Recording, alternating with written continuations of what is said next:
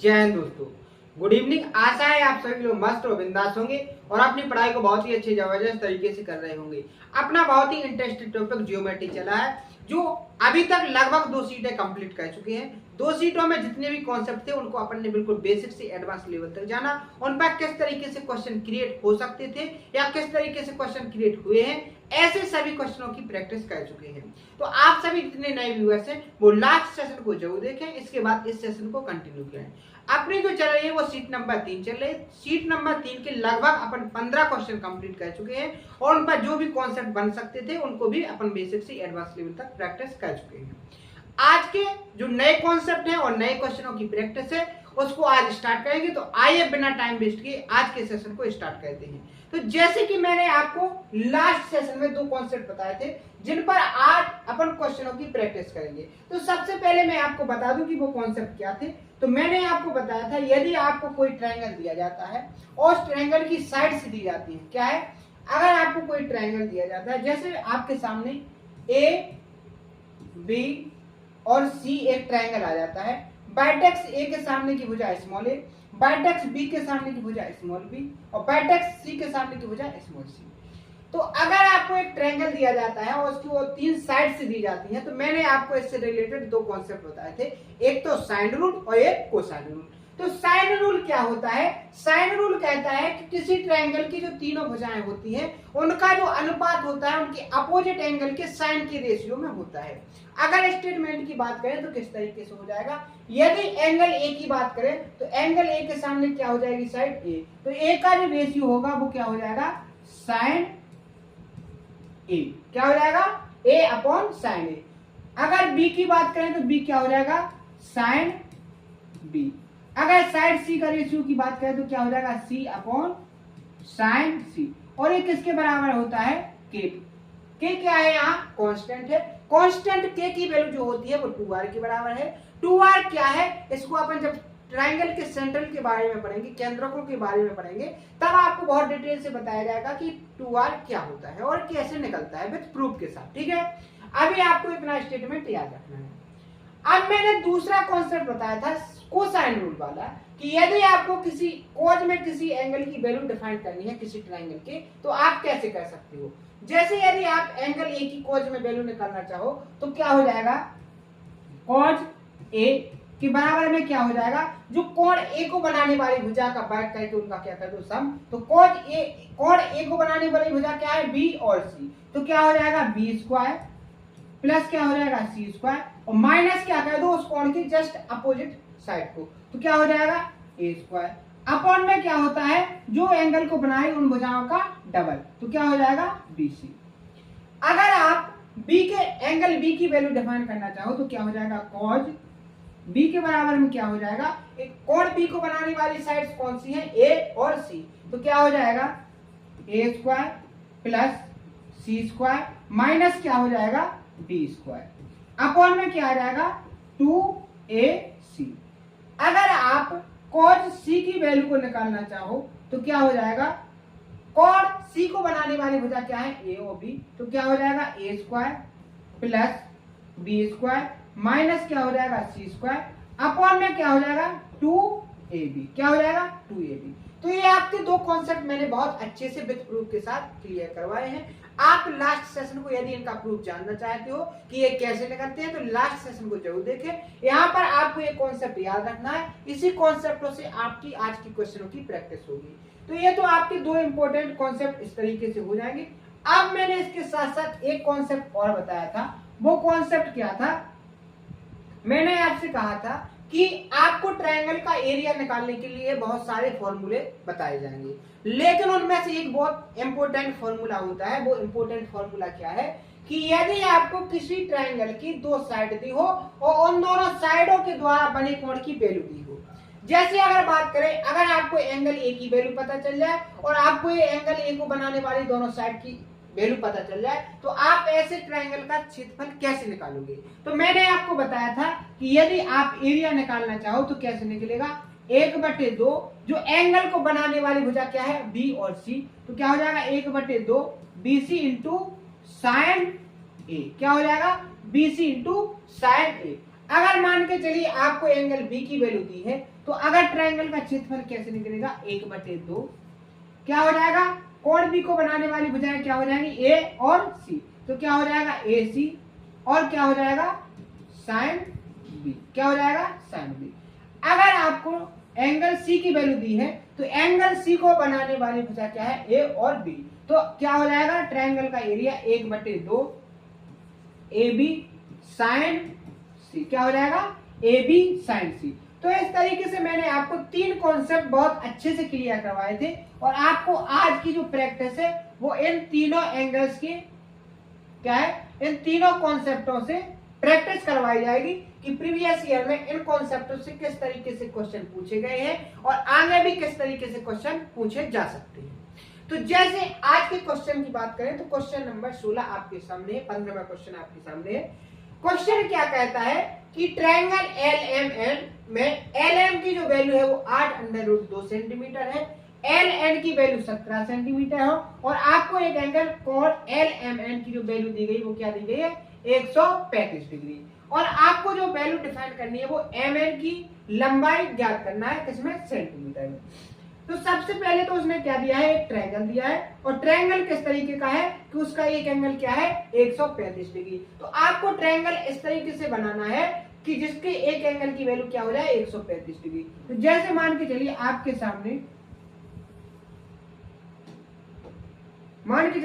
सामने कोई ट्रायंगल इस तरीके से दिया है, आपके सामने मान के चलिए आपके सामने एक ट्रायंगल दिया है, ए आपके सामने एक ट्रायंगल दिया है, इसकी जो वर्टेक्स की नाम है वो क्या है, एल एम और एन। अब आपको दिया क्या है, आपको एंगल एल एम एन की वैल्यू जो दी गई वो कितनी दी गई, 135 डिग्री। अब आपको जो एल और एम की वैल्यू दी गई वो क्या दी गई, 8√2 दी गई है। आपको एल और एन की वैल्यू जो दी गई है वो कितनी दी गई है, 17 डिग्री। अब आप एक बात, कैसे आप एम और एन की वैल्यू निकाल सकते, एक तो आप निकाल सकते क्या, कोसाइन का रूल लगा के, क्या निकाल सकते हैं, कोसाइन का रूल। लेकिन यहाँ कोसाइन का रूल लगाओगे तो थोड़ा टाइम लगेगा, आपको वो मेथड यूज करना है क्वेश्चन सॉल्व करने में जिससे आप सेकंडों में जवाब दे सको। उसके लिए आपको जरूरत है प्रैक्टिस की। तो आपको अभी घबराने की जरूरत नहीं है कि आपको कॉन्सेप्ट हिट नहीं किया, आपको थोड़े टाइम बाद जब प्रैक्टिस अच्छे से हो जाएगी, आपका एक बार जियोमेट्री टॉपिक फिनिश हो जाएगा, तो आप जब दोबारा प्रैक्टिस करोगे तो हर एक कॉन्सेप्ट आपको माइंड में हिट होगा, और आप 1 से 2 बार प्रैक्टिस कर लोगे तो क्वेश्चन में कोई भी आ जाए आप तुरंत बताओगे कि इसमें इस कॉन्सेप्ट को लगाने से आपका आंसर सेकंडों में मिलेगा। क्योंकि आपको सिलेक्शन लेना है तो आपको क्वेश्चन को सेकंडों में सॉल्व करना होगा, क्योंकि आज का जो टाइम है एग्जाम क्लियर करने का वो उसमें केवल टाइम का ही खेल रहेगा।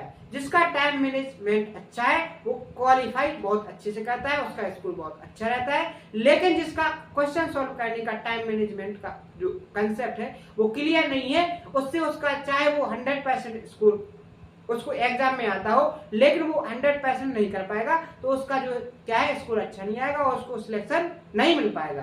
तो आपको क्वेश्चन को हर एक तरीके से देखना है। जैसे आप इसमें क्या कर सकते हो, आपको ये अधिक कोण दिया है, अगर आप इसको थोड़ा आगे बढ़ा दो, किसको, इस भुजा को थोड़ा आगे बढ़ा दो, अगर आप इस भुजा को थोड़ा आगे बढ़ा देते हो इस तरीके से, ठीक है, आपने इस भुजा को क्या किया, थोड़ा आगे बढ़ा दिया, आगे बढ़ा दिया, तो अब आप मान के चलो आपने इसको आगे बढ़ाया, तो अब आप इसको आगे बढ़ाओगे तो वर्टेक्स एल से आप एक लंब खींच दो, क्या खींच दो, लंब खींच दो। लंब का मतलब समझते हो, लंब का मतलब क्या होता है कि जो एंगल है वो कितने डिग्री का बन जाए, 90 डिग्री का, क्या बन जाए, 90 डिग्री का।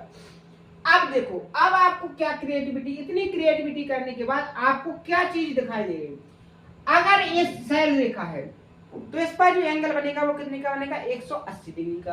अगर ये एंगल 135 डिग्री का हो जाएगा तो ये जो एंगल बचेगा वो कितने का बचेगा, 45 डिग्री का, बिल्कुल बचेगा। अगर एक ट्रायंगल देखा जाए तो अगर मान के चलो ये O है तो LOM, इसके 2 एंगल पता चल गए, तो तीसरा एंगल आप पता कर लोगे कैसे, कि आपको एक एंगल 90 है, एक 45 है, तो ये वाला एंगल भी कितना बचेगा आपके सामने, 45 डिग्री। तो आपको एक कॉन्सेप्ट मैंने आपको बताया था कि यदि आपको 45 और 90 डिग्री का कोई ट्रायंगल मिलता है तो इनकी जो साइड का रेशियो होता है वो क्या होता है 1:1/√2। क्या होता है √2। अब आप एक बात देखिए 90 के सामने क्या होना चाहिए √2, लेकिन आपको 90 के सामने क्या दिया है 8/√2, यानी कि आपको √2 की वैल्यू किसके बराबर दी है 8/√2। तो आप इस तरीके से एक यूनिट की वैल्यू क्या निकाल लोगे यहाँ से 8, यानी कि आपका जो 45 के सामने भुजा होगी वो क्या होगी 8, आपके इस 45 के सामने जो भुजा होगी वो क्या होगी। अब आप यहाँ देखो आपको एक ट्रायंगल बड़ा वाला नजर आने लगेगा, क्या LON, ये भी तो क्या बनना है एक समकोण त्रिभुज, क्या बनना समकोण त्रिभुज। तो आप इसमें पाइथागोरस लगा सकते हैं, कैसे LO का स्क्वायर प्लस ON का स्क्वायर किसके बराबर होगा LN के स्क्वायर। लेकिन मैंने आपको वो भी नहीं लगाना है क्योंकि आपको मैंने ट्रिपलेट्स वाला कंसेप्ट क्लियर करवाया है। यदि आपको दो साइड दी है क्या 8 17, तो एक जो तीसरी साइड होगी वो क्या हो जाती है 15। तो मैंने कहा था कि 8 15 17 क्या होती है ट्रिपलेट। आपको दो भुजाएं दी है, एक 8 दी है एक 17 दी है, तो ये जो बड़ी वाली ये जो भुजा है वो कितनी हो जाएगी 15, कितनी हो जाएगी 15। अगर आपको O से N तक 8 दी है तो यहां से लेकर यहां तक की जो लंबाई होगी वो कितनी हो जाएगी 7। तो इस तरीके से आपकी M और N की जो वैल्यू निकल के आ जाएगी वो क्या आ जाएगी option number A correct answer. मैंने सेकंड तरीका आपको बिल्कुल डिटेल में बता दिया है कि कैसे आप निकाल सकते हैं सेकंडों में। अगर आपको एक कॉन्सेप्ट अभी थोड़ा टफ लगे तो आप इसमें साइन रूल वाला कॉन्सेप्ट लगा सकते हो जो मैंने पिछले क्वेश्चन में लगाया था। हर एक क्वेश्चन को मैंने पिछले क्वेश्चन को कोसाइन रूल लगा के सॉल्व किया था। यहाँ मैंने दूसरा जो मेथड बनता है उससे करके दिखाया जिससे आप सेकंडों में आंसर दोगे। तो आपको इस क्वेश्चन का आंसर समझ में आया होगा कैसे आपको निकालना है, कैसे कॉन्सेप्ट को आपको देखना है, इसमें कौन सा कॉन्सेप्ट लग सकता है जिससे अपना आंसर सेकंडों में निकले। अब अगर बात करें तो अगले क्वेश्चन की, क्वेश्चन एसएससी सीपीओ में पूछा है। कैसे पूछा है एसएससी सीपीओ में। क्वेश्चन क्या है कि किसी त्रिभुज की भुजा AB 80 सेंटीमीटर लंबी है जिसका परिमाप 170 सेंटीमीटर है। यदि कोण ABC बराबर कितना है 60 डिग्री है तो त्रिभुज की सबसे छोटी भुजा क्या है। अब आप एक बात बताइए, उसने क्या कहा कि एक ट्रायंगल है, तो आप क्या करिए कि आप एक ट्रायंगल क्रिएट कीजिए। आपने एक ट्रायंगल क्रिएट कर लिया, आपको ट्रायंगल का नाम भी उसने दिया है क्या A B और C। अब उसने एक भुजा AB की वैल्यू कितनी दे दी है 80 डिग्री, और उसने कहा है कि जो ट्रायंगल का पेरीमीटर है यानी कि परिमाप है वो कितना है 170 सेंटीमीटर। कितना है 170 सेंटीमीटर। परिमाप का मतलब क्या होता है, अगर ट्रायंगल की परिमाप की बात करें तो जो तीनों भुजाओं का सम होता है वही क्या कहलाता है किसी ट्रायंगल का परिमाप। आपको एक भुजा दी गई है 80, तो दो भुजाओं का सम कितना बचेगा 170 में से क्या घटा दोगे 80, तो क्या बचेगा दो भुजाओं का सम कितना बचेगा 90। कितना बचेगा 90। अगर दो भुजाओं का सम 90 है, अगर इस भुजा की वैल्यू आपने x मान ली तो इस भुजा की वैल्यू क्या हो जाएगी 90 माइनस x। क्या हो जाएगी 90 माइनस x। अब आपको एक एंगल दिया है ABC, क्या दिया है ABC, यानी कि ABC यानी कि आपको ये एंगल कितना दिया है 60 डिग्री। कितना दिया है 60 डिग्री। तो अब आप क्या कर सकते हो, आपको अगर x की वैल्यू डिफाइन करना है तो आप इसमें क्या लगा दो कोसाइन रूल। क्या लगा दो कोसाइन रूल। तो आपका कोसाइन रूल किस तरीके से लग जाएगा इसमें, अगर आप इसे x की वैल्यू डिफाइन करना चाहते हो तो क्या हो जाएगा x स्क्वायर बराबर में क्या हो जाएगा 80 का स्क्वायर प्लस क्या हो जाएगा 90 माइनस x का होल स्क्वायर माइनस क्या होगा माइनस क्या हो जाएगा 2 क्या होगा 80 गुणे क्या होगा 90 minus x into cos 60। cos 60 की वैल्यू क्या होती है इंटू में 1/2। कितनी होती है 1/2। अब इसको कैलकुलेट कर लो, 2 से 2 कैंसिल हो जाएंगे। हो जाएंगे कि नहीं हो जाएंगे, बिल्कुल हो जाएंगे। अब आप यहाँ देखो ये क्या हो जाएगा 8 8 64 यानी कि 6400 हो जाएगा। आप इसका करोगे तो 9 9 81 हो जाएगा, मैंने 8100 हो जाएगा। a स्क्वायर प्लस क्या हो जाएगा x स्क्वायर माइनस क्या हो जाएगा 2ab, तो क्या होगा 9 दूनी 18 यानी कि 180 x क्या हो जाएगा माइनस क्या बचेगा यहाँ पर 8 90 72, यानी कितना हो जाएगा 7200, और माइनस माइनस क्या हो जाएगा यहाँ प्लस, और क्या हो जाएगा 80x, क्या हो जाएगा 80x। अब आप यहाँ देखिए ये किसके बराबर हो जाएगा x स्क्वायर के बराबर, किसके बराबर x स्क्वायर के बराबर। अब आप यहाँ देखिए आपको 8100 से 7200 माइनस करना है तो कितना बचेगा 900, और 900 को जब 6400 में जोड़ोगे, किस में जोड़ोगे 6400 में, तो कितना हो जाएगा 7300, कितना हो जाएगा 7300, और क्या हो जाएगा ये एक्स स्क्वायर यहाँ है और एक्स स्क्वायर यहाँ है, तो आप जब इसको यहाँ लाओगे तो क्या हो जाएगा माइनस का, और आप यहाँ देखो ये कितना है माइनस का 180x, और ये क्या है प्लस का 80x, तो 180 में से 80 जाएंगे तो कितने बचेंगे माइनस के 100, कितने बचेंगे माइनस के 100, तो माइनस के 100 इस साइड आएंगे तो क्या हो जाएगा प्लस के 100x, और ये x और ये वाला x क्या हो जाएगा कैंसिल हो जाएगा, क्या हो जाएगा x और x कैंसिल हो जाएगा, तो 100x के बराबर क्या आ जाएगा 7300। दो जीरो से x की वैल्यू निकालना चाहो तो क्या हो जाएगा 7300 बटे कितना हो जाएगा 100, 100 से अगर डिवाइड करोगे तो x की जो वैल्यू होगी वो कितनी निकल के आ जाएगी, x के स्क्वायर में कितना आ जाएगा 73 सेंटीमीटर, कितना आ जाएगा 73 सेंटीमीटर। आपको x की वैल्यू कितनी मिल गई 73 सेंटीमीटर, लेकिन उसने x की वैल्यू आपसे नहीं पूछी, उसने आपसे क्या पूछा है कि त्रिभुज की सबसे छोटी भुजा निकालिए।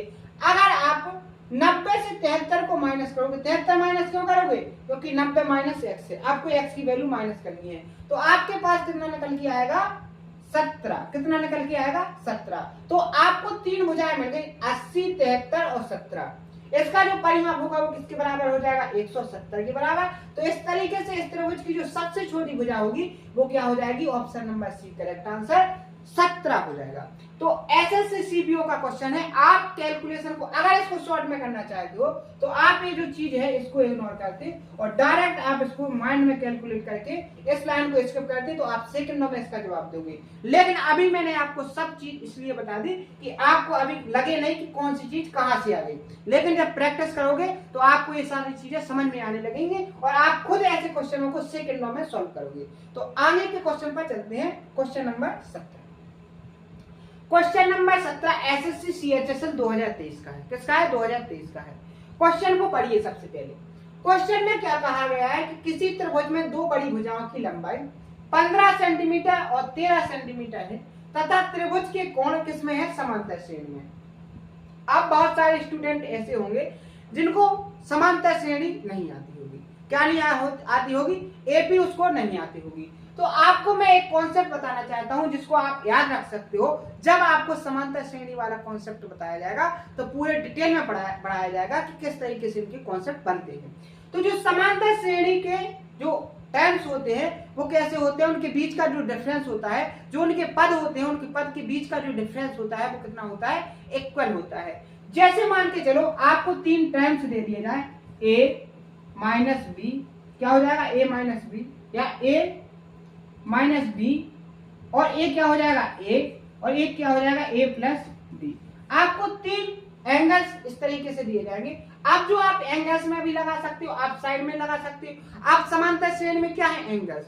तो आप यहाँ देखोगे अगर आप इस पद और इस पद के बीच का डिफरेंस निकालोगे तो क्या निकलेगा, अगर इसके बीच का डिफरेंस निकालोगे तो क्या हो जाएगा a माइनस डी, और क्या हो जाएगा, जो डिफरेंस निकालने का तरीका होता है वो सेकंड पद से क्या होता है, पहला पद माइनस कर दो तो क्या हो जाएगा a, क्या हो जाएगा a, माइनस करोगे किसको, इस टर्म को, तो क्या हो जाएगा a, और ये क्या हो जाएगा प्लस का d। तो आप यहाँ देखोगे कि जो डिफरेंस निकलेगा वो क्या निकलेगा d। जब आप इसको इसमें से इसको माइनस करोगे तब भी डिफरेंस कितना निकलेगा d। तो आपको किसी ट्रायंगल के तीन एंगल किसमें मिल गए, एपी में मिल गए, और उनका जो उनके बीच का डिफरेंस होता है वो क्या होता है, इक्वल होता है। अगर आप इन तीनों एंगल का सम करो तो क्या हो जाएगा a, तीनों एंगलों का सम क्या हो जाएगा a माइनस डी प्लस क्या हो जाएगा a plus a plus D, और तीनों एंगल का जो सम होता है वो कितना होता है 180 डिग्री, कितना होता है 180 डिग्री। यहाँ आप देखोगे तो d से d क्या हो जाएगा, कैंसिल हो जाएगा, तो आपके सामने बचेगा क्या 3a बराबर क्या हो जाएगा 180 डिग्री। अगर a की बात करो तो कितना हो जाएगा 60 डिग्री, कितना हो जाएगा 60 डिग्री।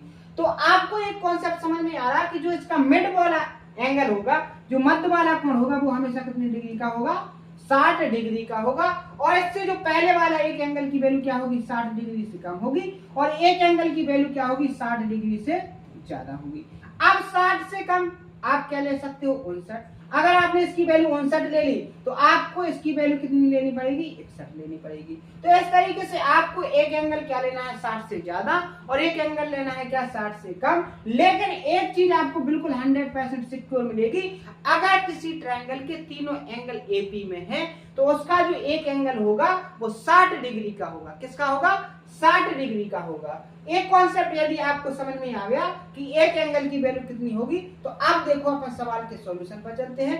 क्वेश्चन क्या कहता है कि किसी त्रिभुज में दो बड़ी भुजाओं की लंबाई क्या है, 15 सेंटीमीटर और 13 सेंटीमीटर है, तथा त्रिभुज के कोणों समांतर श्रेणी में है, तब तीसरी भुजा की लंबाई आपको निकालना है। तो आपके सामने मान के चलिए, आपके सामने एक ट्रायंगल दिया है, इस तरीके से मान के चलिए आपके सामने एक ट्रायंगल है।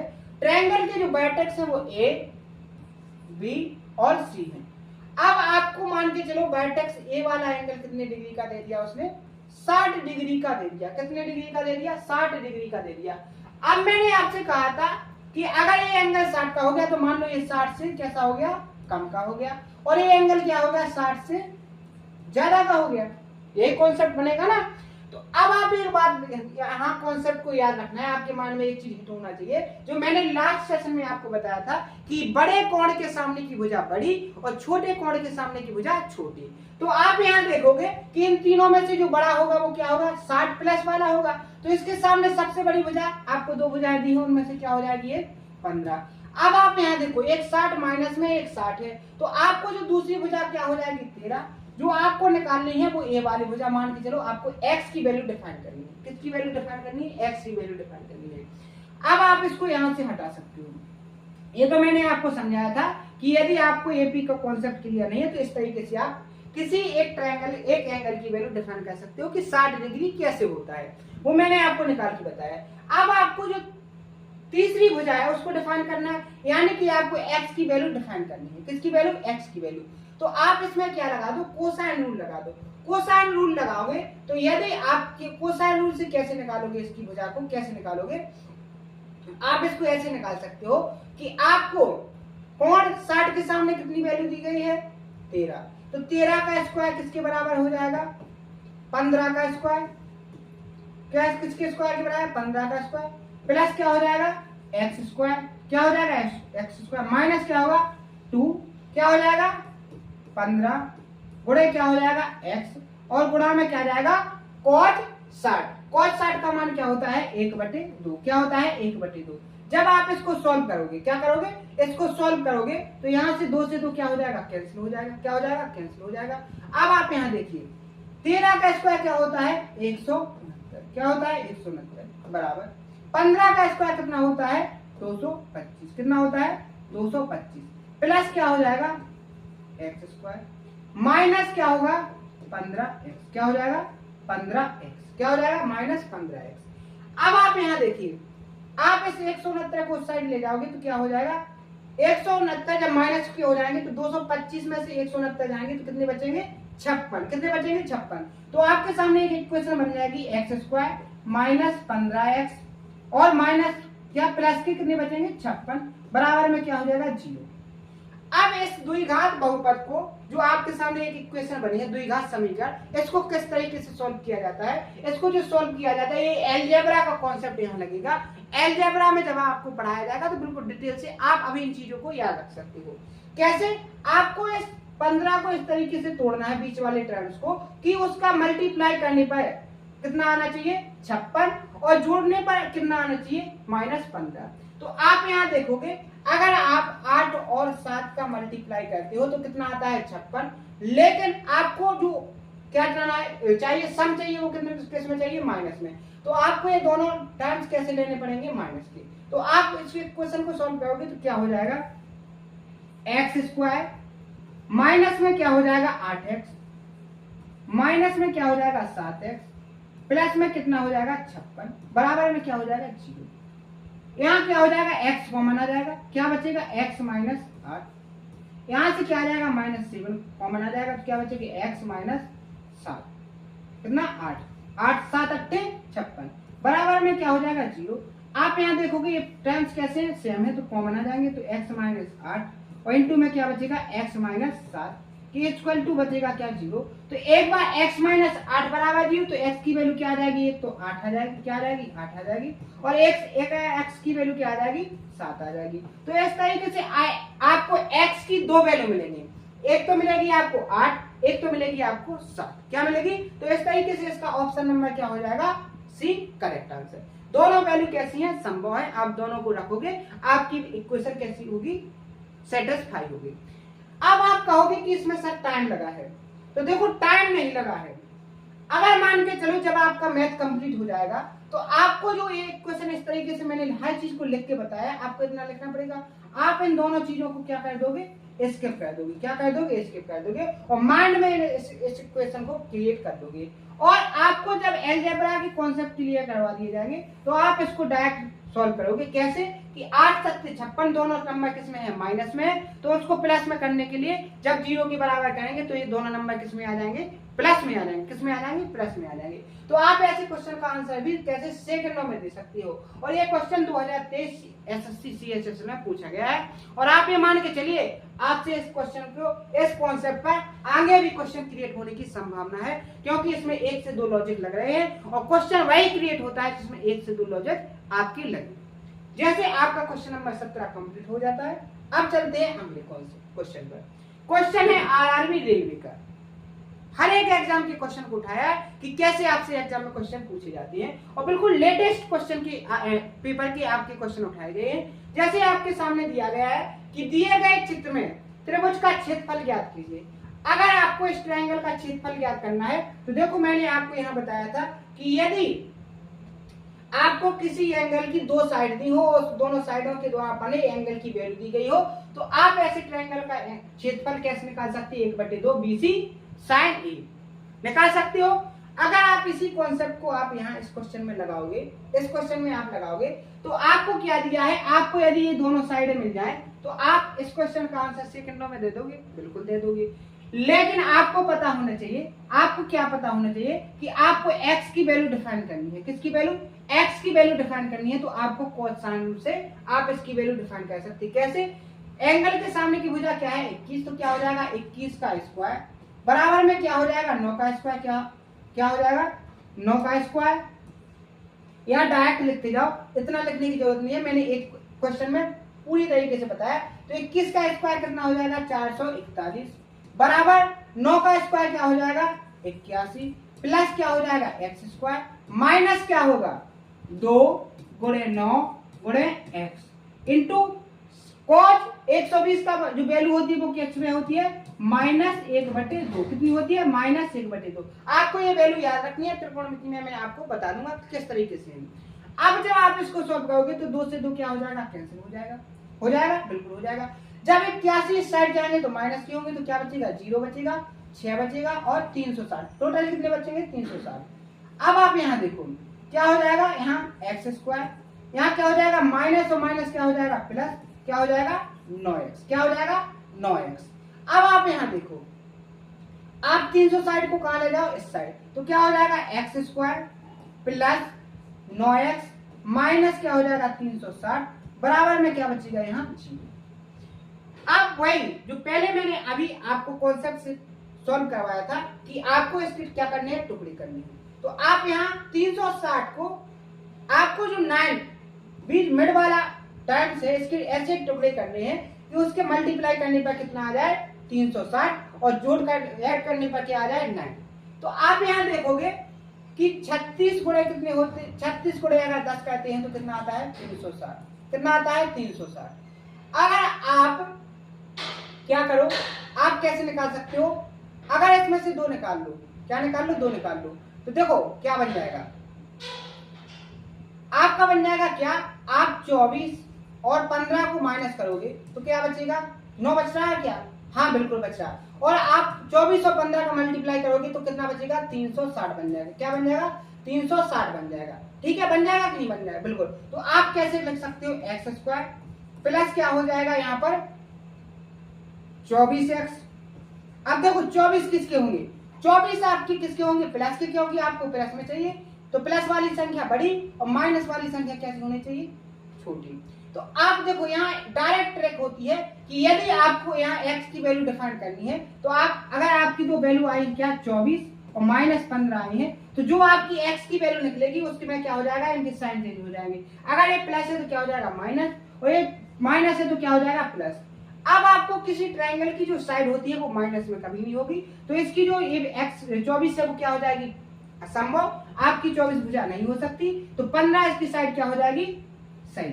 तो आपकी जो x की वैल्यू निकल के आ जाएगी कितनी आ जाएगी 15। अब यदि आप ट्रायंगल का क्षेत्रफल निकालना चाहो तो क्या हो जाएगा एरिया, ट्रायंगल का एरिया क्या हो जाएगा 1/2, दोनों भुजाएं क्या हो जाएंगी 9 गुणे 15 और गुणे साइन 120 की जो वैल्यू होती है वो कितनी होती है √3/2, कितनी होती है √3/2, तो क्या हो जाएगा 15 नंबर कितने हो जाएंगे 135 बटे में क्या हो जाएगा 2 दूनी 4 √ में क्या हो जाएगा 2। तो आपका जो ऑप्शन नंबर ये क्या हो जाएगा इसका करेक्ट आंसर। हर एक चीज को आप सेकंडों में निकालोगे, बस आपकी कॉन्सेप्ट क्लियर होनी चाहिए। अगला क्वेश्चन 19वां क्वेश्चन क्या है कि एक त्रिभुज की सबसे लंबी भुजा की लंबाई 38 सेंटीमीटर है, यदि बाकी की दो भुजाओं में से एक की लंबाई क्या है 10 सेंटीमीटर है और त्रिभुज का जो क्षेत्रफल है वो 152 वर्ग है सेंटीमीटर है, तो तीसरी भुजा की लंबाई आपको निकालना है। तो सबसे पहले तो जो कहा गया है उसको करो, क्योंकि मैथ को सॉल्व करने का जो सही तरीका है वो यही है कि आपसे जो कहा जाए उसको आप क्या करो डायरेक्ट मैथ की भाषा में कन्वर्ट करो। जैसे उसने कहा है कि एक ट्रायंगल है तो आप नॉर्मली सा एक ट्रायंगल बना लो, ठीक है। आपने एक बेसिक ट्रायंगल बना लिया, मान के चलो ABC एक बेसिक ट्रायंगल है। ABC में मान के चलो सबसे बड़ी भुजा क्या हो जाएगी 38, कितनी हो जाएगी 38, और उसमें से एक भुजा की मान लो लंबाई क्या होगी 10। आपको इस भुजा की लंबाई को निकालना है, क्या है इस भुजा की लंबाई को निकालना है। अब उसने क्या कहा कि एक ट्रायंगल का जो क्षेत्रफल है वो कितना दिया है 152 वर्ग। अगर आपको इस एंगल की वैल्यू पता चल जाए तो जो क्षेत्रफल होगा वो क्या हो जाएगा 1/2, क्या हो जाएगा 1/2, दोनों भुजाओं का गुणनफल 10 गुणे क्या हो जाएगा 38 इंटू क्या हो जाएगा साइन थीटा, क्या हो जाएगा इंटू साइन थीटा बराबर में क्या हो जाएगा 152 वर्ग सेंटीमीटर। अगर आप इसको कैलकुलेट करोगे तो 38 चौकी क्या हो जाएगा 152, 2 से 10 कितनी बार चले जाएगा 5 बार, तो जो साइन थीटा की वैल्यू निकलेगी आपके सामने क्या निकलेगी 4/5। अगर आपके सामने साइन थीटा आ गया तो आप यहां से क्या निकाल सकते हो कॉस थीटा, क्या निकाल सकते हो कॉस थीटा। अब कॉस थीटा क्यों निकालना है कि अगर आपको कॉस थीटा की वैल्यू पता चल जाए तो आप कोसाइन रूल लगा के उसके सामने वाली भुजा को आसानी से क्या कर सकते हो पता। तो यहाँ कॉस थीटा की वैल्यू क्या हो जाएगी 3/5, क्योंकि अगर आपको साइन थीटा यानी कि परपेंडिकुलर अपॉन हाइपोटेन्यूज, तो P/H की वैल्यू आपको दी गई है, तो आप B की वैल्यू बेस की वैल्यू निकाल सकते हो, कितनी निकल आएगी 3, क्योंकि 3 4 5 क्या होती है ट्रिपलेट्स होती है, तो आपका बेस इंटू हाइपोटेन्यूज क्या हो जाएगा कोस थीटा के बराबर 3/5 के बराबर। लेकिन अब इसको करने के बाद आप कोसाइन रूल लगाओ, कोसाइन रूल लगाने के बाद बेसिक से करोगे तो आप ये मान के चलो कि आपका जो सॉल्यूशन होगा वो बहुत बड़ा सॉल्यूशन हो जाएगा। और क्या होगा आपका, आप इसको सॉल्व करोगे तो कम से कम 5 से 7 मिनट खराब कर लोगे। लेकिन मैं कहता हूं कि आप हर एक क्वेश्चन का सेकंडों में जवाब देने लायक बनो, तभी आप सिलेक्शन ले सकते हो, क्योंकि आपका जो कॉम्पिटिटिव बच्चा है अगर वो उतने ही टाइम में 90 से 95 क्वेश्चन अटेम्प्ट करता है और आपको सब कुछ आते हुए भी आप बेसिक से करते हो और आप 70 क्वेश्चन अटेम्प्ट करते हो, तो आप ये मान के चलिए कि आपका सिलेक्शन कभी संभव नहीं है। क्योंकि आपको पता होना चाहिए कि आज के टाइम पर 70 क्वेश्चन को सॉल्व करने से आप किसी भी एग्जाम की कट ऑफ तक क्लियर नहीं कर पाओगे। तो आपको जो मेथड है वो सही टेक्निक वाली मेथड को यूज करना है। ये तो क्या है एक बेसिक है। अब जैसे मैंने आपसे कहा कि आप सही तरीके से कैसे यूज कर सकते हैं, तो आप इनमें से किसी भी एक भुजा को बेस मान लो। आप इस ट्रायंगल की किसी भी एक साइड को क्या मान लो बेस, और उससे क्या निकाल लो आप क्षेत्रफल का फॉर्मूला लगा लो। जैसे मान के चलो बेस आप उसी भुजा को मान लो जिसकी से कैलकुलेशन क्या हो आसान। आपको यहाँ 38 दिया है, आपको यहाँ 152 दिया है, तो अगर आप 10 को बेस मानोगे तो आपकी यहाँ कैलकुलेशन पॉइंट में जाएगी। और अगर आप 38 को बेस मानोगे तो 38 और 152 एक दूसरे से क्या 38 से 152 क्या होते हैं, कटते हैं। तो आपकी कैलकुलेशन कैसे हो जाएगी, बिल्कुल आसान हो जाएगी। तो आप क्या करो, बायटेक्स इसे उसके सामने वाली भुजा पर क्या डाल दो, एक लंब डाल दो। लंब का मतलब क्या है कि यहाँ जो एंगल बनेगा वो कितना बनेगा, 90 डिग्री का। कितने का बनेगा, 90 डिग्री का। अब आप यहाँ देखो, अगर इस एंगल की वैल्यू 90 हो जाती है, क्या हो जाती है, 90 हो जाती है, और ये क्या हो जाती है, इस ट्रायंगल की हाइट हो जाती है। तो अगर जब आपको बेस दिया हो और हाइट दी हो तो उस ट्रायंगल की क्षेत्रफल क्या होता है, 1/2, आधार क्या हो जाएगा 38, और ऊंचाई क्या हो जाएगी h, क्या हो जाएगी h, किसके बराबर, 152 के बराबर। किसके बराबर, 152 के बराबर। अब आप यहाँ देखो 38 से काटोगे तो यहाँ क्या आ जाएगा आपका 4, कितनी बार आएगा, 4 बार। h की वैल्यू आपकी बिल्कुल आसान तरीके से कितनी निकल आएगी, 8। यानी कि आपको ये वैल्यू कितनी मिल गई, ये वैल्यू कितनी मिल गई आपको, 8। अब आप यहाँ देखो, आपको ये कितनी दी है, 10, ये कितनी दी है, 8। अब आप यहाँ देखो कि ये एंगल भी कितने का बनेगा, 90 डिग्री का। कितने का बनेगा, 90 डिग्री का। तो आपको ए, मान के चलिए ये डी है, तो ए डी बी एक राइट एंगल ट्रायंगल दिख रहा। तो आपको एक ट्रिपलेट पता होगी, क्या, 3, 4 और 5। अगर इसका डबल कर दिया जाए तो क्या बनेगा, 6, 8 और 10। आपको देखो कार्ड कितना दिया है, 10, आपको लंब कितना दिया है, 8। तो ये वाली जो यहाँ से लेके यहाँ तक की जो भुजा है इसकी लंबाई कितनी हो जाएगी, 6। अगर ये 6 हो जाती है तो ये कितनी बचेगी, कितनी बचेगी, 32। कितनी बचेगी, 32। अब आप यहाँ देखो, ये क्या होगी 8, ये क्या होगी 32। ये पूरा ट्रायंगल क्या बन गया, राइट एंगल ट्रायंगल। तो आप इसमें पाइथागोरस लगा के x की वैल्यू निकाल लोगे। अब पाइथागोरस लगाने का भी मैंने तरीका बताया है। आपको ये भुजा क्या दी है, 8, यानी कि 8 गुणे 1, ये क्या है 8 गुणे 4।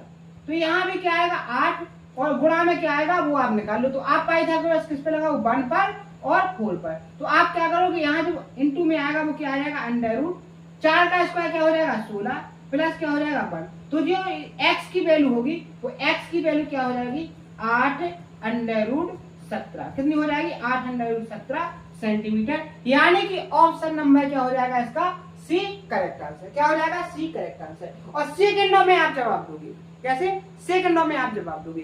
कंसेप्ट और सॉल्यूशन आपको आशा है बहुत अच्छे से समझ में आया होगा।